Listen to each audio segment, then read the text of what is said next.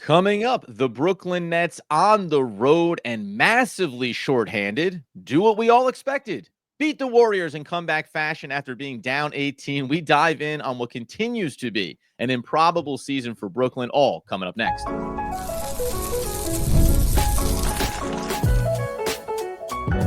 You are Locked On Nets, your daily Brooklyn Nets podcast. Part of the Locked On Podcast Network, your team every day. Yes, my friends, it is the Locked On Nets podcast. We're in the Locked On Podcast Network. It's your team, the Brooklyn Nets, every single day. He's Doug Norrie. I'm Adam Armbrecht. We thank you, as always, for making us your first listen of the day. We're 100% free on all those great platforms, and let you know to check out the Nets newsletter coming to you every single day, where we're breaking down topics not only on the podcast, but also beyond, which is certainly, Doug, germane to this conversation, as the Nets keep finding ways this season to surprise not only the fan base, but obviously the opposition, coming back from 18 down against the Warriors to get their second West Coast road win. Like, honest question here. What's going on? I'm being serious. What is happening here? This is unbelievable. I just can't even, it's hard to even kind of sum up how opposite, this is an extension of yesterday's show, how opposite everything is going this year.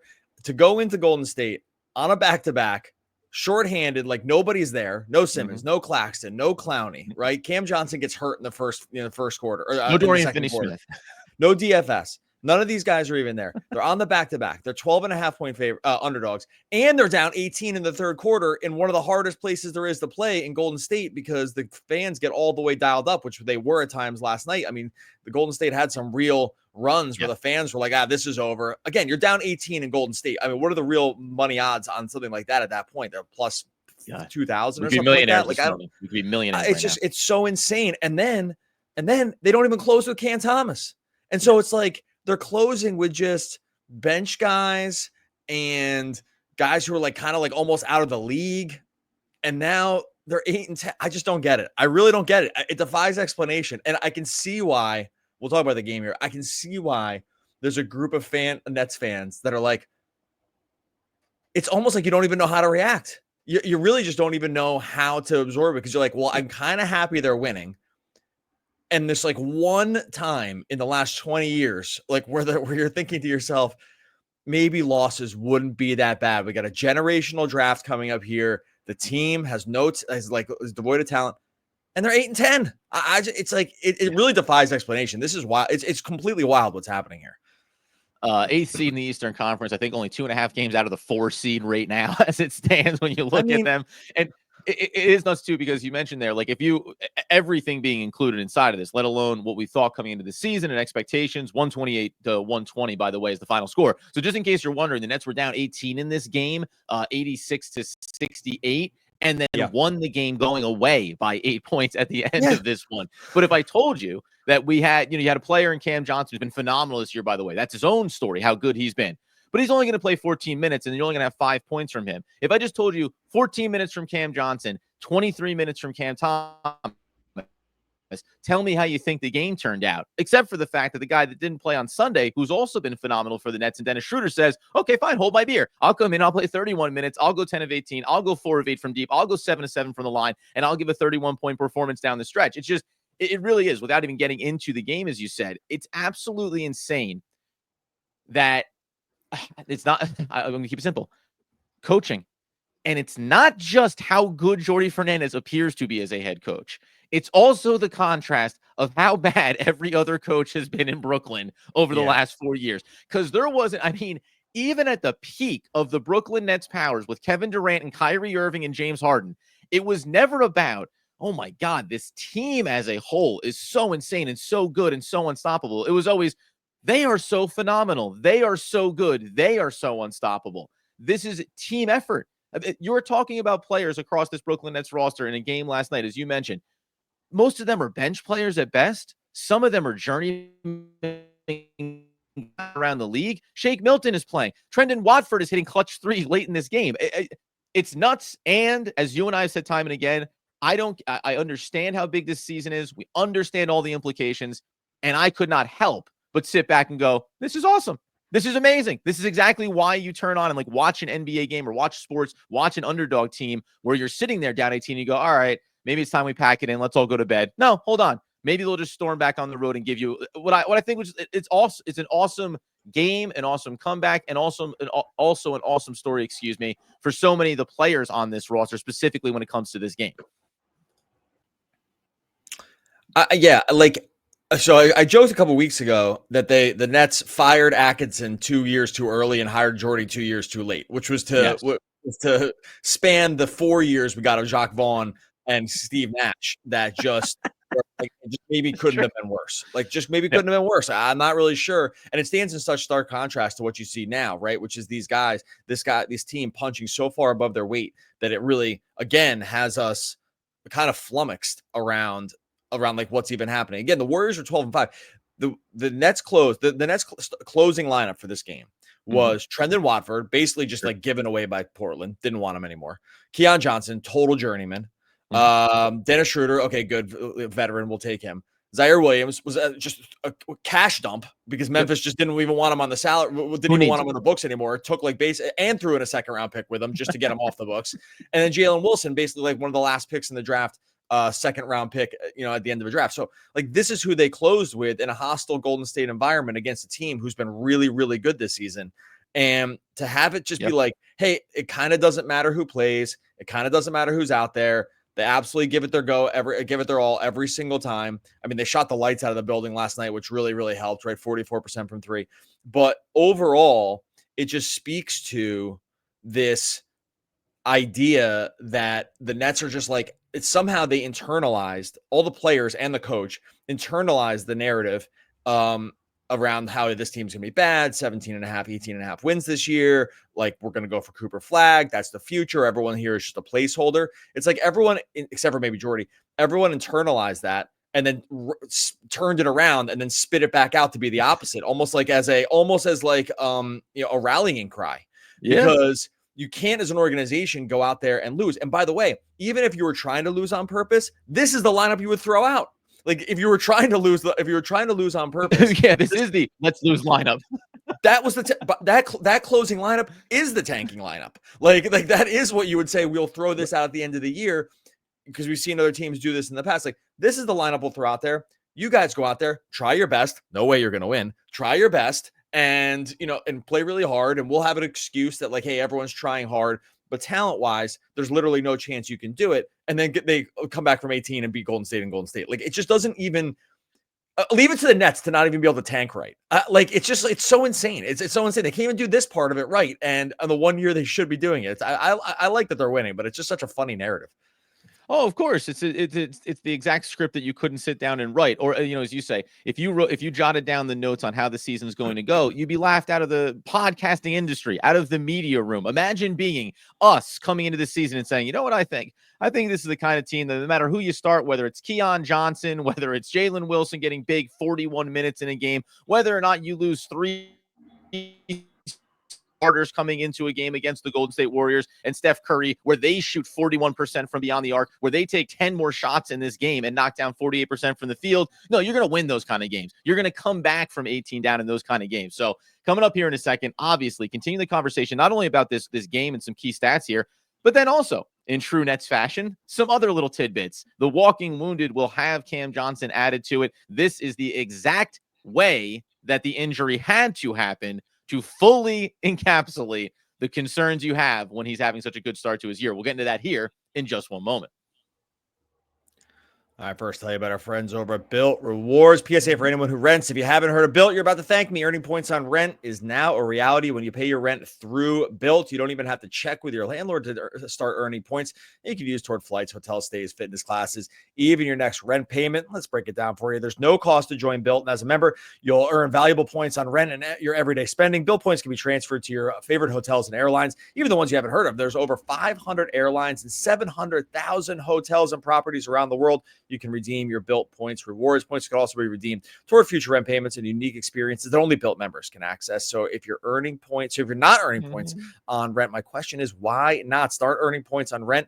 You're already paying by going to joinbuilt.com/lockedonnba. That's joinbilt.com/lockedonnba. Make sure to use our URL so they know that we sent you. Joinbuilt.com/lockedonnba to start earning points on your rent payments today. And then with Robinhood Gold, you don't need a silver spoon to eat up the financial favors of the 1%. Robinhood Gold allows others to get the rates and perks usually reserved for the high society. Now the resourceful individual with Robinhood Gold can earn the very liberal rate of 4.25% APY on uninvested cash and be rewarded with a handsome 3% retirement boost on IRA account contributions. Robinhood Gold provides the privileges of a high net worth for any net worth. These generous benefits are now available for only $5 a month. The new gold standard is here with Robinhood Gold. Sign up for Robinhood.com/gold. Terms apply. For product-specific disclosures, visit Robinhood.com/gold. Investing involves risks. Rates may change. Gold membership is offered by Robinhood Gold, LLC. All right, so as we continue today's Locked On Nets episode 128, 120, comeback, 18 points down kind of victory. And by the way, on a West Coast game, you're really grinding the fan base's gears down to a pulp. When you get down 18 like that, it's oftentimes when you go, maybe I'll just go ahead and doze off here. Maybe we don't need to stick around for the entirety of this thing, unless you've been watching this team over the course of the season, where it does feel like it is that mentality. And I'll give you the quote that Eric Slater had when he was asking Jalen Wilson about being shorthanded. Nothing shocking here. Everyone's just ready. Everyone's ready for the opportunity. Jordy always says next man up, and that's the mentality that we all have. We play, and we always play as if we have to pick each other up. And if somebody goes down, we got to find a way to win. No matter who's out, we still got to have this of our ball and understand what we want to do, and that is to win. Seeing people go down isn't what you want, but no one is going to give an excuse for losing. We got to play. The key piece in there about like mentality that Jordy Fernandez instills in them. And then also, it's funny, we talked about it at the start of the year, and this is more of a high level, about how veterans like Dennis Schroeder, like Cam Johnson, like Dorian Finney-Smith, we're going to come out with a mentality of, you think, you're going to have us on this discarded team that's going to the lottery? We're not going to play that way. Yeah, the difference is, one, the development of some of these players. And we talked about Jalen Wilson. He ends up playing 41 minutes in this game after Johnson goes down. And he's also been playing bigger minutes all along the way anyway. But it's that everybody, Keon Johnson is storming the lane and hanging off the rim after a throwdown. It's just, you could not have predicted that not only would the veterans come in and be having some of their best seasons of their career, by the way, then also all the young guys are going to step up and develop in a really impressive way. And then even guys that you weren't sure, like Shake Milton, were going to be big pieces of the puzzle or not. When needed, Shake Milton's going to step up and also play. Everyone is playing some of the best basketball that we've seen from them, whether veterans or young players taking that next step.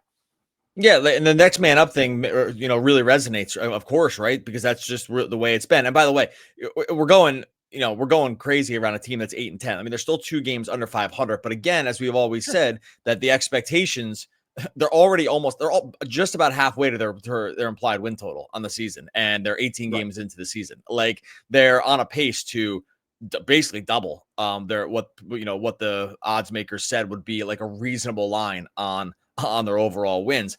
And it's not unreasonable to have expected like the lower results from this team, right?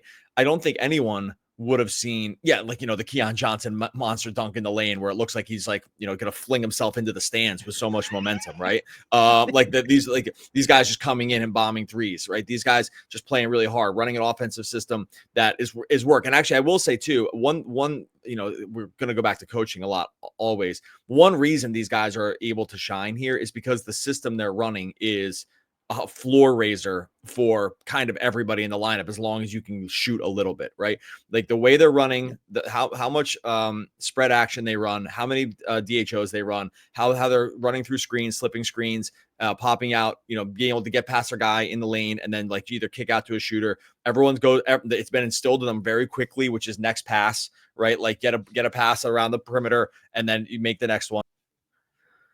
These tenets that they're just sort of living by, everyone lives by it. It's almost a point where if you watch, it is interesting, and I would challenge everyone to do this. Watch the Nets play with like their starters, basically, except for maybe basically everybody. I was going to say except for maybe Simmons, but I don't even know if this even counts. Watch them play with that group and then watch them play with these other groups. Stylistically, it's all the same. Like they don't change anything up. Stylistically, everything kind of runs the same. They're running this motion. They're running it so that you have to get shooters running through traffic. They run a lot of drag stuff in mini transition. They're getting almost do double, sort of small horn sets where they bring two guys up to the foul line and then just either run those guys through screening action, split cross screening action with each other to confuse defenders. It's just always the other team is constantly having to do a lot of sort of mental math about where everyone is. Again, total opposite of everything we've seen forever with this team. Never saw this at all. Everyone just stood around for years watching. And by the way, when you stand around and watch Kevin Durant cook, no problem. Go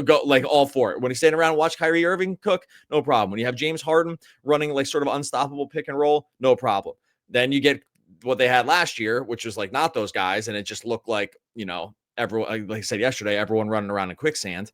But this is just the opposite. So yeah, I don't know. It's just it's one of those things they're personnel independent. Watch the game with that other group. You'd be hard pressed to know the difference if you really couldn't spot these guys about who they were just by their jersey number and what they look like. Besides that, you'd be hard pressed to know sort of who's in the game. That's a good sign from a floor raising. Bad sign if you're tanking, obviously. Good sign. Yeah, good sign overall.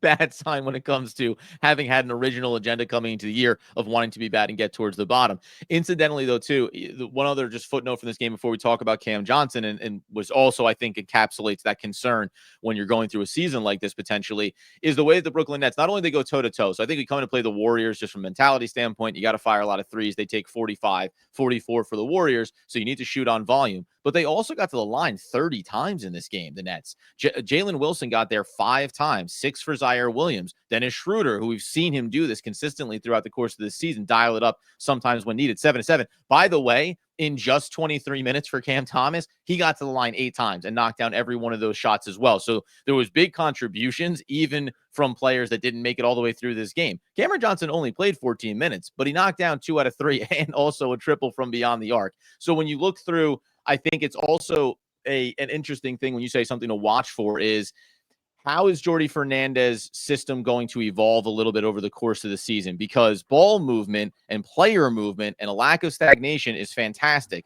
but you still need to find these opportunities to attack downhill, to get towards the basket, to expose some weaker matchups, and to get to the line. When you have a plus matchup, when you have size, you need to get there. Seeing that Schroeder and Thomas combined for 15 trips to the line alone is a really good sign from their backcourt.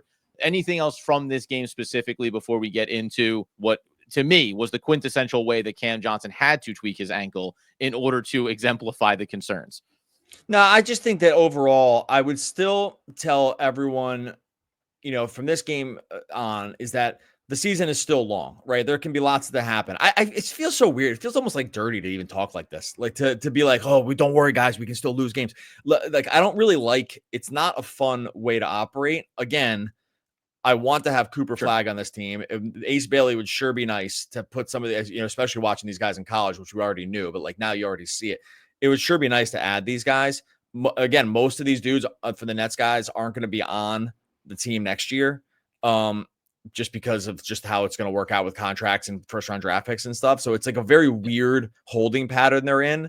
And I can see us lamenting this years from now where, we're old and gray and be these guys aren't even on the team anymore. Now Cooper Flagg's a 7-time All-Star and, all NBA player. And what happened? This is unbelievable. They spiked this one miracle season to just not be bad. I can definitely see that coming down the pike. Let's keep talking about this. Let me just, we'll hit this break real quick and then we'll keep talking about this. I mean, if we have to push Cam Johnson to another day, we'll do that too. But, cause we got some more Thanksgiving stuff to talk about, but, all right, we'll get back to here in just 1 second.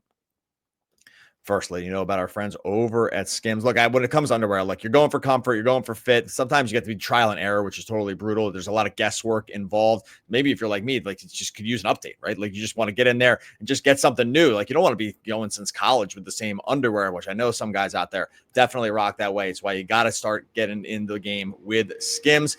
You like a good square cut 3-inch boxer brief.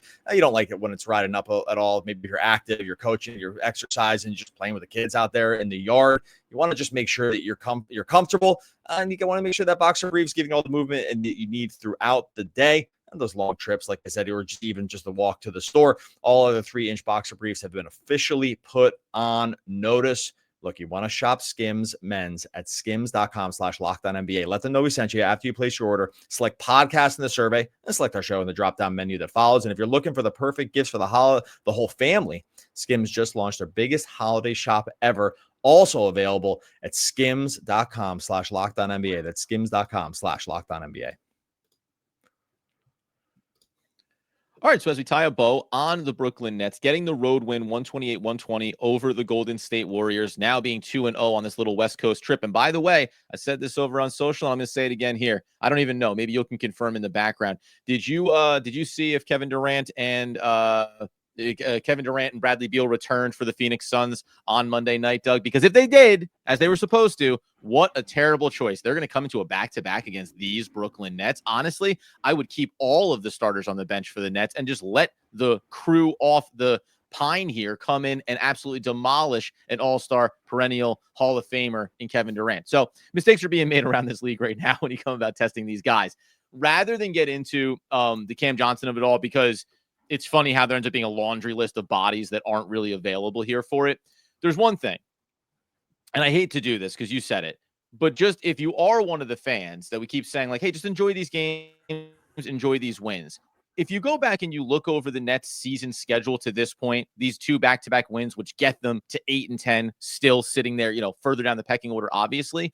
They've lost to the Knicks twice. They've lost to the Celtics. They're losing to the Cavaliers, right? Games that they've won, like against the Pelicans, that's the team that you thought was going to be better, is not very good right now. The Kings, they made these last 2 games feel like it changes your perspective a little bit. The Grizzlies are a team that they have the number of this year, and the Bucks early in the season when the Bucks weren't playing good basketball. There is this world where you don't have to squint too hard. And I don't want to have to do it, but you don't have to squint hard and see like, hey, they're 8-10, but when you play some of the better teams, you tend to lose those games as good as they've played. So to your point on the season being long, it all tends to average back out here. And that's why I keep coming back to enjoy the wins when they come.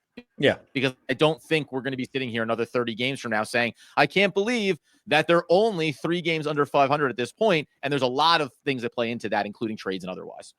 Yeah, look, it's just seasons are long. We don't know what's going to happen. Again, we still think these guys are going to get traded. I don't think they're going to keep winning these games. If you're rooting for them to just have the best tanking odds, I still think when we get down to the end of the season, that will happen. I think it'll be a tougher road to hoe than we thought it was going to be, where I just thought it was going to be easy. But I'll tell you right now, what we would not want, I don't think, is it would not be fun. I mean, I can't even believe it's saying this, but it would not be fun sitting here being like, hey, they just lost our 14th straight or something like that, right? And we're throwing our hands out. I just think as much as fans want, this is a complete push and pull. And again, shame on the NBA and all these major sports for making this the system that we use. It's insane. It's insane. This isn't just a new thing for us either. We've said this forever, that this system is totally insane. It incentivizes all the wrong things. Even with smoothing out the odds, it still incentivizes teams to suck, and it just is brutal. And the perfect systems of these are like Champions Leagues and stuff like that, and the European football, soccer, whatever you want to call it, where they just have tons and tons of teams. You can kind of just keep moving up and down between divisions.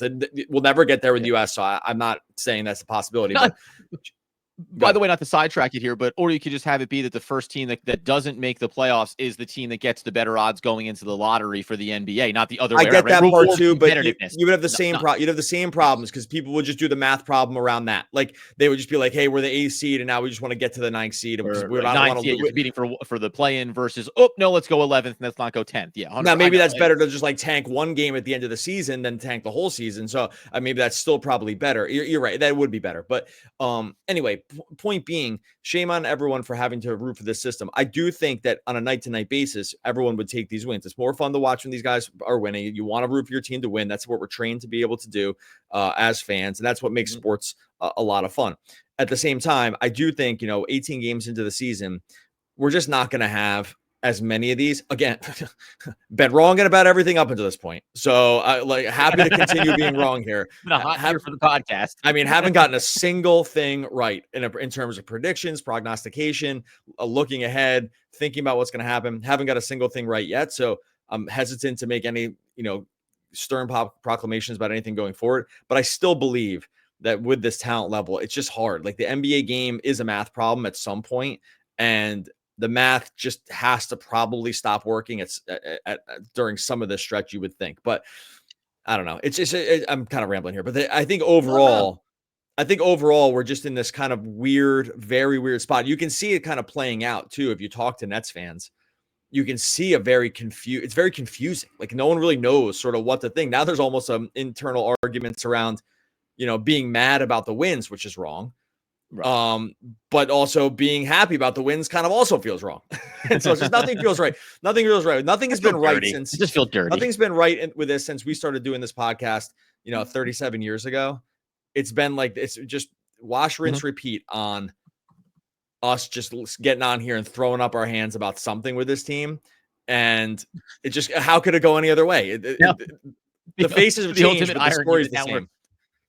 Yeah, now the ultimate irony, we're throwing our hands up because they're winning basketball games, right? It's like, I don't know. I don't know what to tell you anymore with this team and what's going to happen here. And oddly enough, I will just say as we look forward here, and by the way, I was talking about the Kevin Durant, Bradley Beal returning. That's tonight, so keep an eye on that for Phoenix for then tomorrow night's game. And that's where they're going to get snake bit, obviously, and everyone's going to come back for Brooklyn, and we're going to get that amazing win where hopefully Cam Johnson, we'll talk about him tomorrow, is able to be around for some of these games. But after this game against Phoenix on Wednesday night, they come back, they play 4 out of 5 at home. And it's back-to-back games against the Orlando Magic. You get the Chicago Bulls away, you get the Pacers, you get the Bucks. But then you go on the road for Toronto, and then you come back for Utah. So just like, I guess, as a hedge here, emotional hedge for fans, don't expect the rebalancing of expectations from the start of the year to where they are right now. It's not going to come in the immediacy. Like, I think over the course of it, we will see that come to fruition. And the only thing that I think we continue to watch here is stuff we'll talk about tomorrow, which is the injuries and some of these little bites, right? What's happening with Cam Johnson? We've seen Ben Simmons, obviously not on the back-to-backs. Claxton has this little thing coming up here. Cam Thomas didn't play the remainder of this game because Jordi Fernandez says there's a back tweak that happened against the Kings that he just didn't want to run the risk of. So, these things happen throughout the course of the season. And the problem is that when those things happen, you would go normally 1,000 times out of 1,000. These are versions where when we had Kevin Durant, we go, we really can't afford to lose anybody on this bench. If Kevin Durant's not going to play one game, Kyrie Irving. But instead, the problem is tomorrow, then it'll be, okay, Keon Johnson, he went for 30. So I don't know what to tell you. Well, by the way, that little back tweak thing is what you do. Again, is what you do when you're tanking. It's like, let's play it cautious. Let's play it cautious. And everyone, we're all winking at each other. Everyone's winking at each other around the table, but we're being cautious with our guys. Keon Johnson, you play the rest of the game. That's what you do when you're trying to tank. That's what I was just saying at the beginning. It's like, this is the tanking lineup, and they're still winning. And the best part of it is like, so the winking is going on between like Sean Marks, Joe Tsai, and the medical staff. Wink, wink, wink, wink. Ooh, back tweak. Let's hold him out. Then inside the locker room, Jordi Fernandez is walking around winking at all of his players going, wink, wink, wink, wink, wink. They think they're going to get us to lose these games. Let's go, Keon, fire it up. Like, it is such a funny dynamic to have where you know for a fact that there is an internal probably frustration to some extent for Joe Tsai and Sean Marks, who are like, we talked about this so much. We finally made the choice. We are going to tank and we are going to get a top draft pick. And the only mistake we made was the best decision we've made, which is hiring Jordi Fernandez. It's fantastic. I'll end it on a positive note with that too, because maybe this will be a whole episode, but we'll close on this. Jordi Fernandez is the kind of coach that great players are going to want to coach for. Players will notice what's happening here, and they'll see like the floor raising piece of this, and they're gonna. And I know it doesn't always work out this way. We just like the pieces have to fall into place. But you can't look at this team if you're another NBA player and think that guy gives me a chance to win. That guy. If he's the coach, that guy gives me the chance to win. How do I know? Because he's taken total, nobody's. Let's take that with the spirits intended. And winning games. Now imagine if I'm on that team. It's not too dissimilar, sort of, to like the KD Kyrie thing where they came into Brooklyn. It's like, hey, this team's winning, and they don't have any stars, right? And now if we put stars on this team, would I be able to, what kind of ceiling would we have? I do think that is actually worth a lot. I'm not actually sure how to quantify it, but I believe that you would in the end rather have that, like with a coach, that people have to look at this and say, that guy can win. This guy can win. Like, and it's all serious. It's all business. It's all business over here. And so I think that does count. And for a franchise, I think there's a full conversation here, but for a franchise that has struggled to find that voice at the head coaching position, it's not in a lot of ways. I think we'll have the discussion of sometimes it's worth damaging lottery odds if it means you're securing someone that you think is worth exponentially more, to your point, in attracting maybe future stars to come be a part of this team. Now, theoretically, you could have it both. You give them both. So it's like not one or the other. This isn't a binary decision. This is Brooklyn Nets. We don't have it both. We get one or we get the other.